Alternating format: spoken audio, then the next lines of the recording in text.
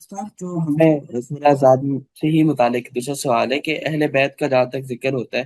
تو وہاں پر تو ازواج مطہرات ہی مراد ہے، لیکن ہمیں کچھ روایات میں کثرت سے یہ معلوم ہوتا ہے جو میرے علم میں ہے، اس میں سیدنا علی بھی ہیں، آل جعفر بھی ہیں، آل عباس بھی آتے ہیں۔ تو رسول نے بھی یہ کہا کہ میں قرآن سے تو یہی معلوم ہوتا ہے کہ اہل بیت ازواج مطہرات ہیں،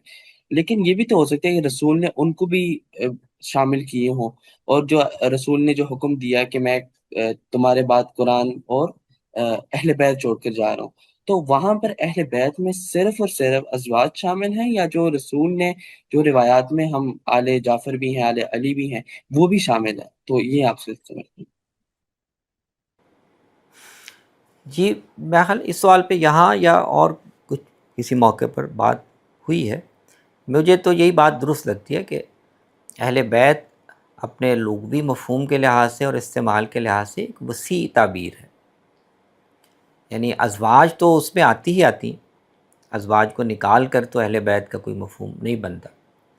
لیکن ان تک محدود بھی نہیں ہے۔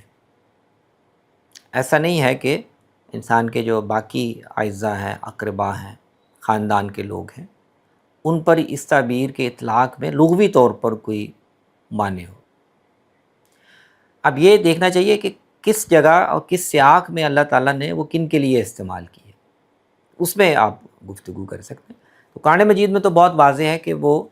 ازواج ہی کا ذکر ہو رہا ہے اور ازواج ہی مخاطب ہے، لیکن احادیث میں جہاں آپ دیکھتے ہیں تو اس میں آپ کو بہت صاف دکھائی دیتا ہے کہ آپ جو دوسرے آپ کے اہل خانہ ہیں، خاندان کے لوگ ہیں،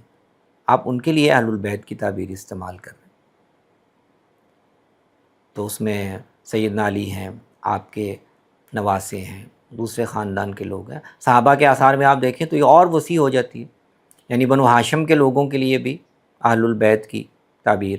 توسعاً استعمال ہوتی ہے۔ تو اس سے مراد آپ کے قریبی خاندان کے لوگ، جنہوں نے آپ کا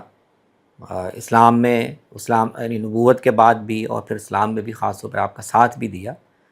تو یہ بہت توسع کے ساتھ بھی اہل البیت کی تعبیر استعمال ہو رہی ہے۔ تو اس میں میرے خیال میں کوئی معنی نہیں، کوئی اس میں وجہ نہیں ہے کہ اس کی آپ تحدید کریں کسی کے ساتھ بھی، یا آپ کہیں کہ ازواج شامل نہیں ہیں اور صرف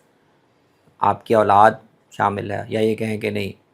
صرف ازواج مراد ہیں اور اولاد شامل نہیں۔ اس تحدید کی کوئی وجہ نہیں ہے۔